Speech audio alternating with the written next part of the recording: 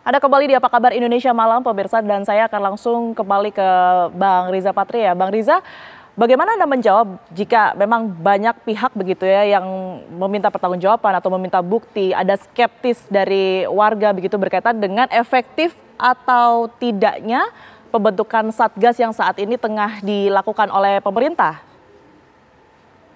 Baik, kita akan coba untuk perbaiki sambungan dengan Riza Patria terlebih dahulu. Kita akan ke Pak Trubus. Pak Trubus, kalau berkaitan dengan kita membahas mengenai efektif tidaknya Satgas ini begitu, tentu masyarakat ini banyak yang skeptis begitu ya, karena banyak juga beberapa Satgas dibentuk karena memang pada saat itu sedang ramai dibicarakan, sedang disorot oleh masyarakat. Anda sendiri melihatnya ini akan seefektif apa? Kalau menurut saya efektifnya hanya untuk jangka pendek, Mbak. Karena untuk jangka panjang perlu ada keterlibatan lain.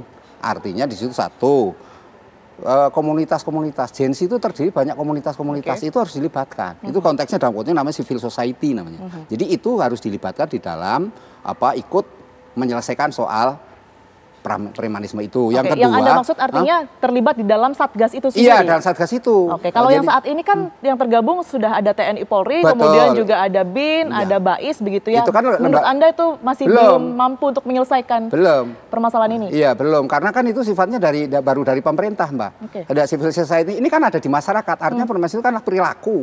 Nah, perilaku itu memang harus ada sifatnya formal dari negara, itu hadiran negara. Yang belum kemana keterlibatan komunitas. Yang kedua adalah mengenai ini, Mbak, kebetulan tokoh-tokoh masyarakat, tokoh agama.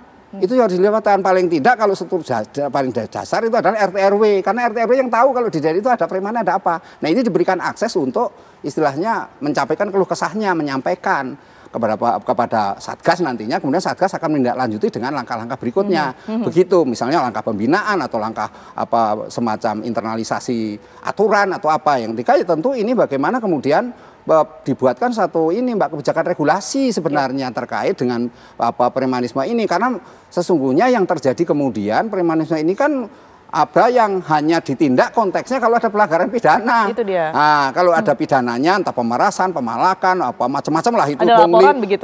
Baru itu ada pihak yang dirugikan, baru pemerintah hadir menindak. Tapi ketika ini premanis sifatnya yang tidak melakukan itu kan tidak. Jadi lah ini harusnya kan ada aturannya, termasuk juga yang berkait-kaitan dengan ormas gitu kan, karena ada permainan yang walaupun sedikit tapi ada. Nah, itu juga harus yang dibuatkan satu kebijakan aturan berupa pakaian misalnya. Kenapa nggak pakaiannya yang ini aja yang sederhana, misalnya pakai batik kan lebih bagus daripada pakaian yang berbau istilahnya entah militer entah apa. Jadi kesannya ini kan gitu, sehingga karena memang di dalam masyarakat yang kategorinya masyarakat tuntutan keterbukaan, memang segala sesuatunya harus transparan gitu. Jadi publik itu mengendaki kalaupun Satgas ini berjalan dengan efektif, itu yang dikehendaki. Tetapi harus transparan dalam benda itu. Jangan kemudian ada diskriminatif, ada perlakuan-perlakuan seolah ini yang lebih dahulu, ini yang mendapatkan akses. Nah, sementara yang terakhir ini, sebenarnya Satgas ini juga memikirkan harus bagaimana membuka akses seluas-luasnya kepada mereka ini. Ketika sudah ditangkap, nanti dibina, kemudian diberikan akses. Aksesnya apa? Ya pekerjaan. Carikan dia pekerjaan,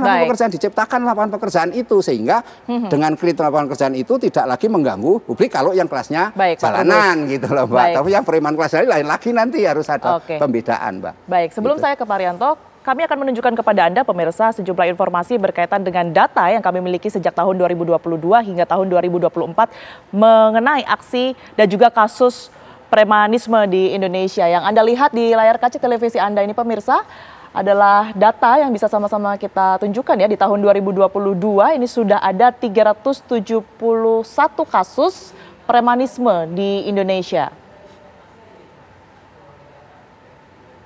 Baik, dan ini adalah kasus pengancaman di tahun 2022 yang jumlahnya lebih banyak ya, ini 3.269 kasus. Sementara untuk pengancaman sendiri ini meningkat pemirsa di 2023 menjadi 4.784 kasus. Dan kemudian berkurang sangat drastis di tahun 2024 menjadi sekitar kurang lebih 900 kasus tadi ya. Kemudian untuk kasus pengeroyokan ini di 2022 ada 8.830 kasus yang juga meningkat di tahun 2023 menjadi lebih dari 16.000 kasus dan kembali meningkat di tahun 2024 menjadi lebih dari 17.000 kasus. Baik, saya akan kembali mencoba untuk berkomunikasi dengan Bang Riza Patria. Sudah tersambung bersama kami, Bang Riza.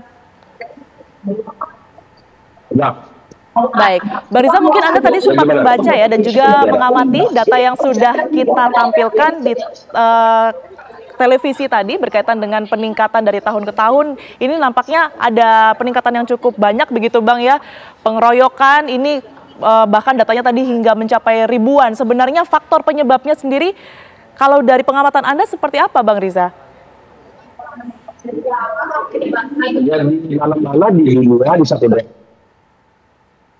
premanisme hadir tumbuh, ini kan masalah meningkatnya pengangguran ya, dan juga penegakan hukum ya. Nah untuk itu Pak Prabowo selalu membuat berbagai kebijakan yang dapat meningkatkan produktivitas, menghadirkan lapangan pekerjaan, dan juga selalu yang menjadi sasaran adalah masyarakat kecil. Dengan demikian ke depan nanti kita akan lihat ya, dalam turun waktu yang tidak terlalu lama terasa nanti bahwa program-program pemerintah dipimpin oleh Pak Presiden adalah program-program yang akan menghadirkan lapangan pekerjaan, meningkatkan produktivitas, meningkatkan pertumbuhan ekonomi, dan pada akhirnya dapat meningkatkan kesejahteraan.